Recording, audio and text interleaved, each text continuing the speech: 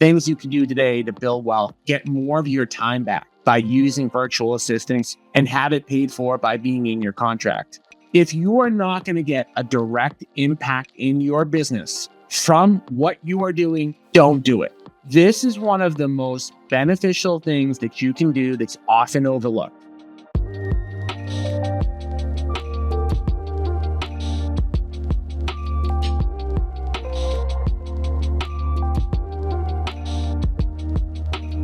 All right, guys, welcome back to Agent Investor, the only brand that helps real estate agents get off the real estate roller coaster by blending being a real estate agent and being an investor. When I say blending, I don't mean that you're going to be spending extra time being an investor. I don't mean that you need to carve out or figure out how to work more. You need to learn the basic principles on how to do both. And that's what we teach. We teach on what I call the agent investor model. We've got a great episode today. I'm going to be talking about the 8 very, very easy things that all real estate agents can do to help build their wealth today. Stuff that you can do, and you can start literally right after you finish listening to this podcast episode, that you can implement no matter where you're at in your business. But before I go into that, I'm going to talk a little bit, just for a minute, about a very, very successful agent partnership deal that we did with a local agent, local to my market, named Kevin McCafferty. The final, and to make this very, very quick, the final profit on this deal, 501 Chestnut Street in Lynn, Massachusetts, feel free to look it up, was well over $200,000.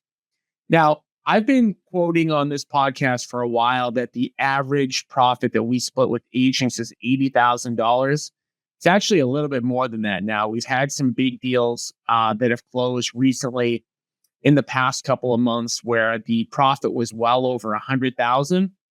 I've got to take another look and probably get back to see what our average profit is at this point, but now it's well over $80,000. And I want to highlight this deal just because of how much this can change people's lives, our agent partnership program. So obviously, Kevin found this deal, 501 Chestnut Street in Lynn, Massachusetts.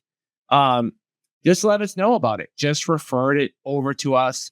We bought the property. We put up the money. We were actually able to give him some of his profits up front. Before we even bought the property. That's a feature that we added maybe 6 to 9 months ago, that we are willing to give real estate agents a portion of their profit when we buy the property. So you actually don't even have to wait until we renovate the house and resell it to get paid.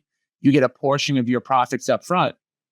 Now, this deal, like I mentioned, it made well over $200,000. And I'm here to just tell you and be honest with you. If you guys listen to my podcast, if you have ever been to my events, or you know me, you know I'm not going to just kind of, make stuff up. I'm going to tell you the real thing, really how this stuff is. And the reality of this deal, while it was extremely profitable, while we cut Kevin a check for 6 figures, was just like pretty much every other deal that we ever do, right? We go out there, we meet with the seller, we put the property under contract. We buy the property according to the seller's timeline. And then we do the renovation and we resell it. When we bought this property, when we made an offer on this property, we had a projected profit, I think, of between $50,000 and $60,000, somewhere in that range. So what happened? Well, and you can look at this online. You can look at the Zillow, or of course, if you're a Massachusetts agent, you can go on the MLS.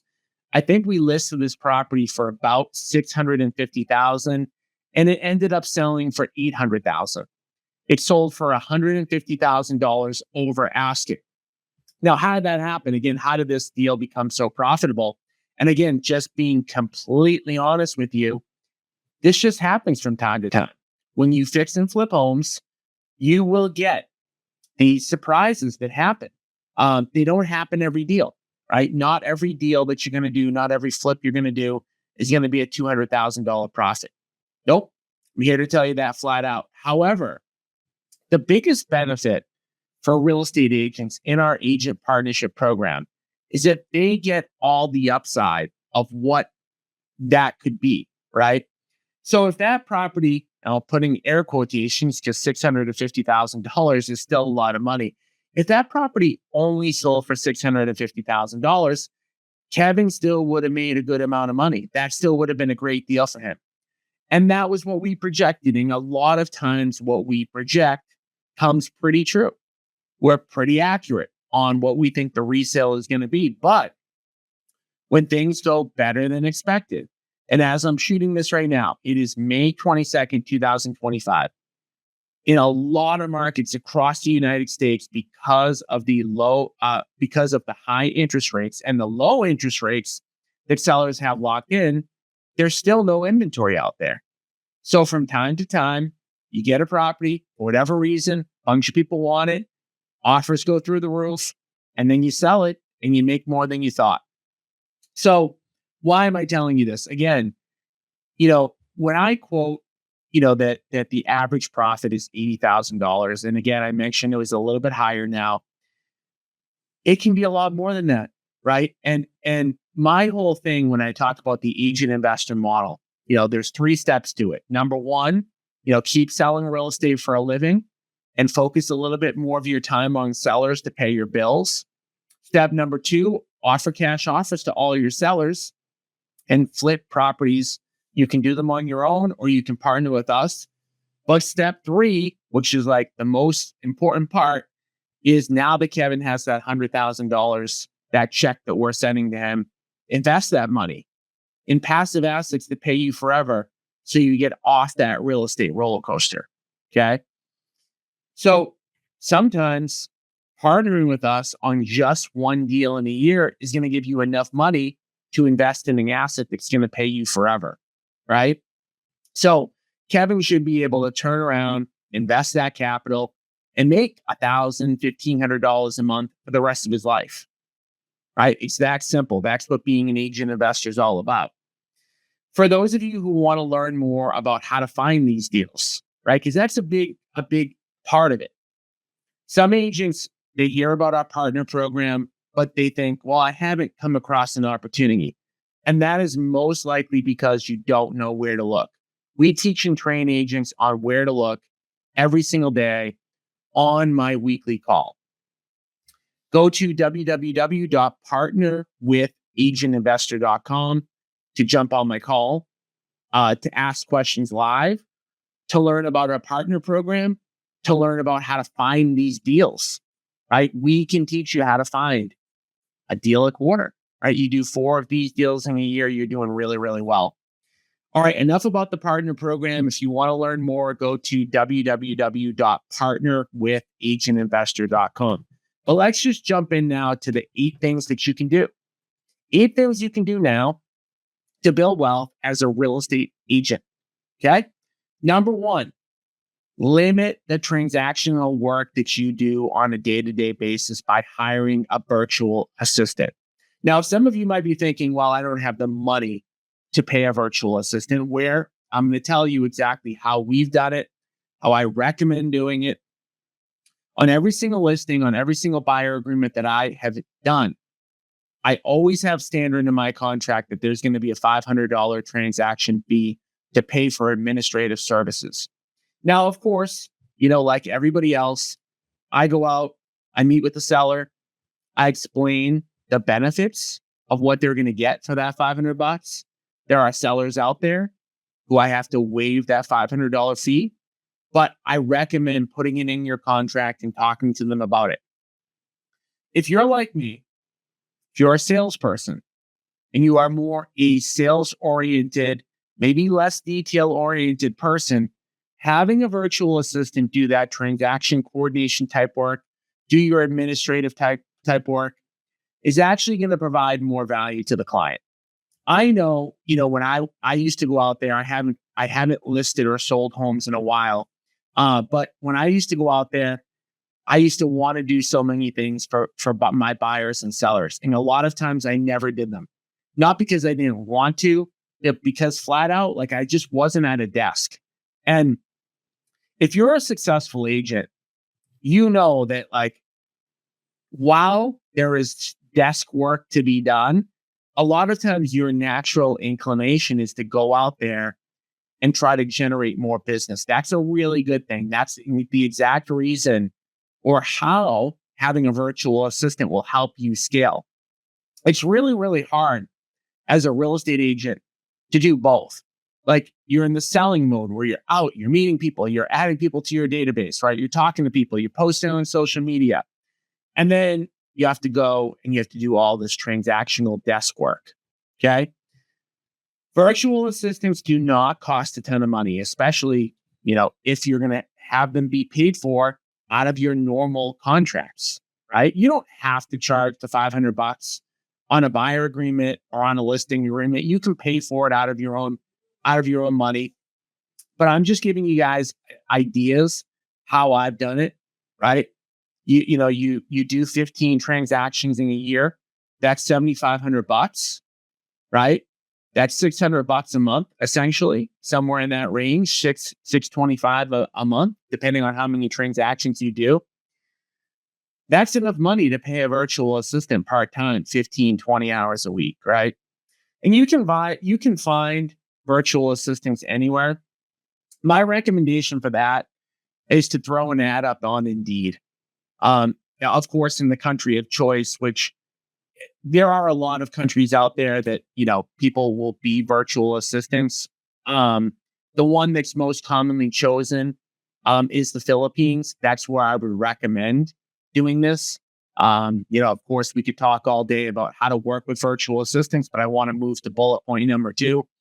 But number 1, things you can do today to build wealth, get more of your time back, right? By using virtual assistants and have it paid for by being in your contract.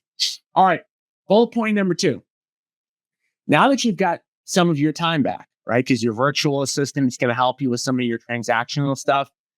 Spend the first 1 or 2 hours a day, every day in seller appointment mode, right? We talk about being an agent investor. We talked about the deal that we just did with Kevin, 501 Chestnut Street in Lynn. Guys, you need to be out there getting seller appointments. It's the number one thing that you can be doing as a real estate agent investor. It's the number one thing you could do as an agent. I talked off the top, and one of the first things I said today was that being an agent investor shouldn't take you more time. In fact, if we look at number 1, we're talking about ways to save time. Get more of your time back and spend that time generating more seller appointments, or spend less time working, right? Either put your time into things that are the 80-20 rule that are going to get you a bigger return, that are going to get you what you want, or relax and do nothing or do something fun. All right. So spend those first couple hours a day in seller appointment mode. Anytime that I talk to people about generating seller appointments, I don't know why, but they always go to cold calling. No idea why. There are so many ways that you can generate seller appointments. I talk about this all the time on my weekly call at www.partnerwithagentinvestor.com. My internal acquisitions team, we generate over 100 seller appointments a week. Been doing that for over 10 years. I've never cold called. I've never once cold called. I have, maybe not never once, but I really don't. I haven't. It's not something I find interesting. I probably am not really that good at it. I don't really think it's that effective. Name all the reasons. But when I talk about generating seller appointments every day and spending an hour or 2 every day, I'm not talking about cold calling unless that's what you want to do. There are 5, 6, 7, 8, 9, 10 ways to generate seller appointments on a daily basis that don't involve cold calling. If you are currently cold calling or you're dialing and you're doing really well with it, great. Keep doing it. Do whatever's working for you. But if you want to learn other ways to do this, go to www.partnerwithagentinvestor.com and I can teach you guys some of the other ways to generate seller appointments. All right, number 3 out of the 8 ways to start building wealth today. These are things you can implement right now. Every day, when you get to your desk or when you start your day, wherever you are, Make a list of all of the things that you want to accomplish that day and go in order of most impactful to least impactful. As salespeople, as entrepreneurs, we always think that we can do more than we can. And by definition, our brains are always going to go towards pleasure and away from pain. So when we have a list, we have a huge list of things that we want to do that day. By definition, by it is ingrained in our brains, do the easiest things first. What do those things typically end up being? Checking email, calling somebody back, sending somebody a text message, scrolling on social media, etc. All stuff that typically is not the highest priority things. So in a lot of cases, we do the highest priority things last. Well, what happens? Well, we have 1,000,001 things to do in a day. In many cases, those things never get done. So prioritize what you need to do and literally order them. This should only take you 5 minutes in a day. Order them from most impactful to least impactful. And guess what? If you don't get to your entire list, well, hey, you've at least done the most impactful things. All right, number 4, stuff that you can do today to build your net worth. This is a huge one. It should just fall into the category of stop wasting time. But I have in here, stop wasting time with gut-a-minute meetings and training sessions. Plan your time. I already talked about this in the last bullet point. Make a list of the things that you want to accomplish that day. Do it from most impactful to least impactful. But part of that is, do not let gut-a-minute meetings, distractions, and training sessions that don't provide you with value get in the way. When you are self-employed, everybody always thinks you have all the time in the world. Oh, hey, you're available. Okay, let me talk to you. Let's set up a meeting. Let's get coffee. Let's meet with a new mortgage broker, whatever. Don't do those things. If you are not going to get a direct impact in your business from what you are doing, don't do it. Just because your real estate brokerage offers a training every Tuesday morning at 10 a.m., don't just show up blindly. Now, I'm not telling you don't go to those training sessions. What I am telling you is think about whether you're getting value. All right? Are you getting value?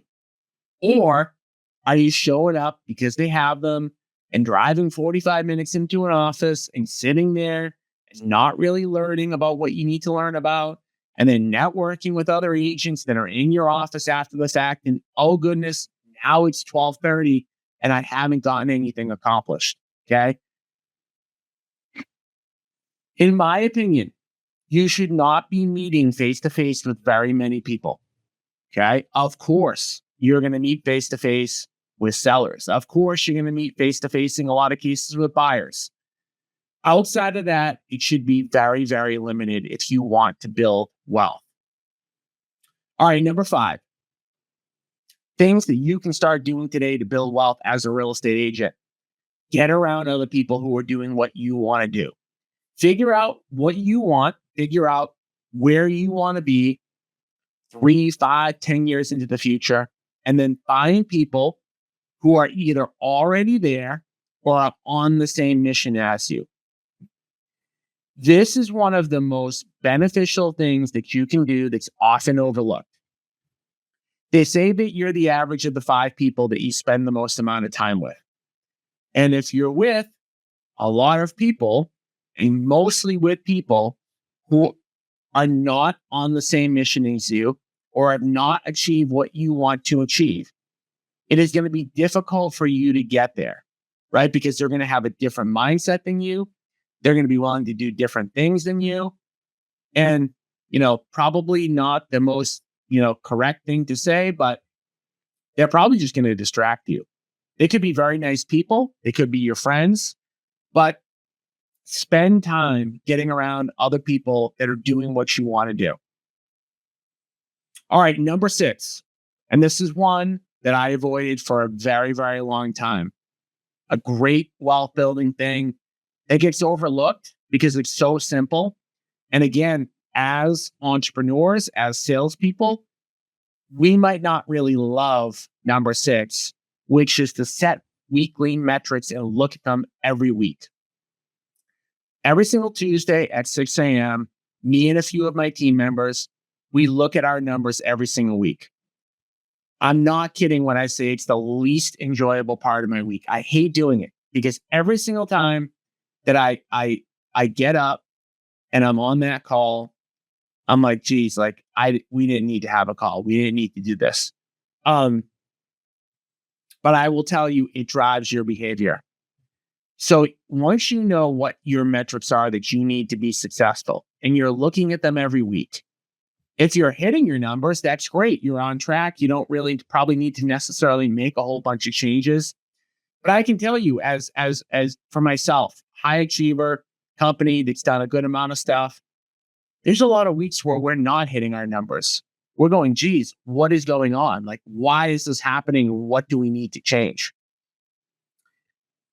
When a lot of people set goals, and this is what I did for years, you set a goal in December or early January, then you don't look at it again. You don't track it on a weekly basis, and you have no idea whether or not you're on track.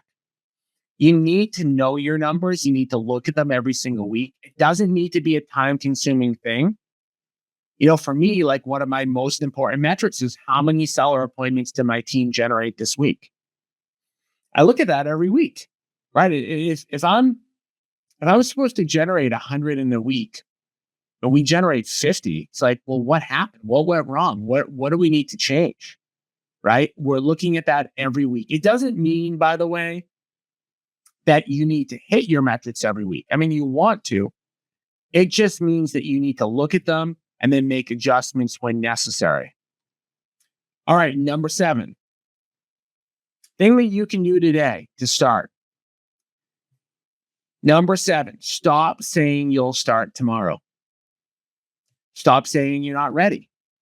Stop saying I'll do it another day. Stop saying I'll start at the beginning of the year. I mean, I'm kind of saying the same thing over and over again.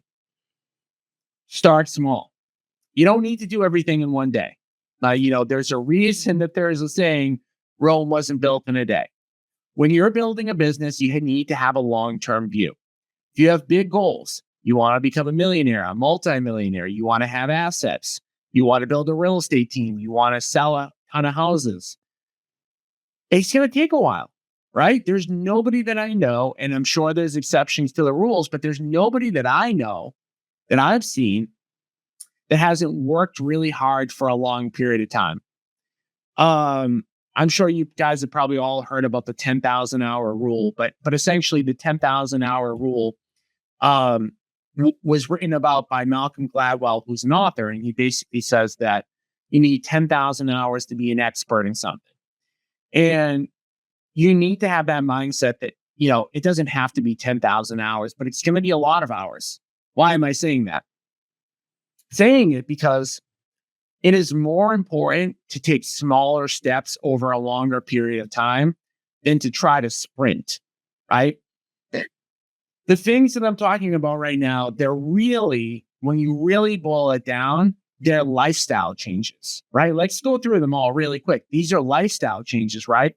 Limit your transactional work. That's a change in your lifestyle. Spend the first couple hours a day focused on seller lead generation. That's a lifestyle change. Make a list every day and think about how you work. That's a lifestyle change. Stop wasting your time with guided minute meetings. That's a lifestyle change. Get around other people who are doing what you want to do. It's a lifestyle change. Set weekly metrics, lifestyle. Like, these are all changes that you need to implement. They're lifestyle changes. They're literally meaning that not that your day is going to be harder. I don't think any of the stuff I talked about is super hard, but it is going to be different typically than what most people are already doing. Like, if you wrote down what you do every day and you did that for a week, and then you looked at it over the course of a couple of weeks, you would see that for most people who are not getting the results that they want, who don't have a lot of wealth and who aren't on the right path, that they're not doing these things, right? They might even be doing the opposite of these things. They may be doing a ton of transactional work and taking a bunch of guided-minute meetings and saying they're going to start tomorrow and be around a whole bunch of people that don't help them reach their goals. All right. Now, the last thing, number 8, utilize dead time by getting educated by podcasting, other like media. Mhm. All right. So, millionaire habit. And again, all of this stuff, like as I'm sitting here talking about, this really is all lifestyle change stuff. Mhm. So, the old you used to get in your car and listen to the radio for an hour while you're driving to appointments. The new you is listening to podcasts or listening to an audiobook or listening to something educational that you need to learn about. That's not really hard, right? And in fact, if it's a business that you enjoy, right? I love listening to business podcasts. I do. Now, hey, I'm not perfect. There's times when I put the radio on in my car.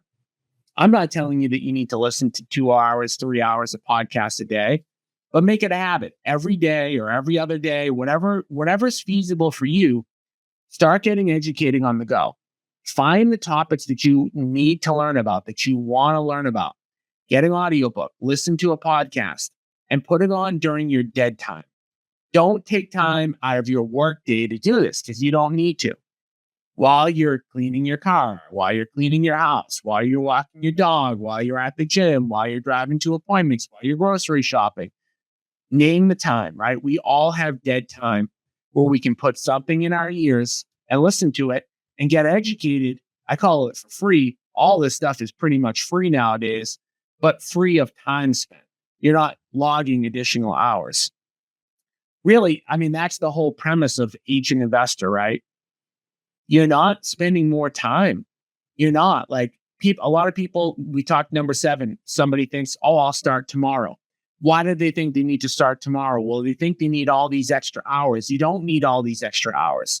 If you follow step number 1, you put a $500 fee in your listing agreements, in your buyer agreements, and you get a VA, you should be getting back more time, right? You always want to look at how you're analyzing your time. Is this a good use of your time? Could a VA be doing it? If so, give the work to the VA and do the 80-20 rule. Focus on the 20% of what you do that gives you the 80% of the results. We all kind of know what it is in our business. So with all that being said, guys, jump on my next call at www.partnerwithagentinvestor.com. It's live. You can ask questions. It is great for you to be a passive listener to this content, but be an active participant. Get on the call, ask questions. Hey, I give you my contact information, ways that you can reach out to me for help. Don't try to do this alone. I talk a lot about getting around other people that are doing what you want to do. If I'm one of those people, get on that call, start asking me questions. Let's do some deals together. Most of you know I have a goal this year of doing 100 agent partnership transactions. The only way I can do that is by building more relationships with more agents. Reach out to me. I'm easy to get in touch with. Start with that first call at www.partnerwithagentinvestor.com. And if you guys like what I have to say, you want to do more partner deals, you want to get more seller appointments, you want to get seller leads by us, make sure you jump on that call. All right, guys, thanks for tuning in. Again, www.partnerwithagentinvestor.com. Thanks.